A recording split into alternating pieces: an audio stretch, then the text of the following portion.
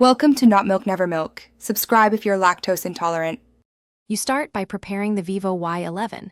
Make sure it has at least 20% battery and you've backed up anything important because safe mode won't affect files but resets app behavior. Once done, power off the phone by holding the power button.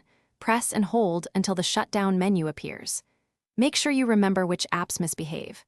This initial step prevents interruptions and gives you a clean state to enter safe mode reliably. You'll boot into safe mode to isolate third-party apps. Power the phone on normally. When the Vivo logo appears, immediately press and hold volume down.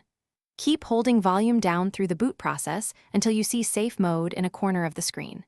This forces Android to load only system apps, which helps identify if a downloaded app caused the problem. Make sure to note whether the issue persists.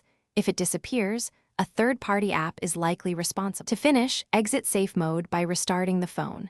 Tap Restart or hold power and choose Reboot. The device will boot normally and re-enable all apps. If the problem was gone in safe mode, uninstall recent or suspect apps one at a time and test after each uninstall, because removing the offending app resolves most issues.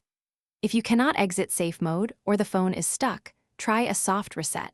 If that fails, back up data and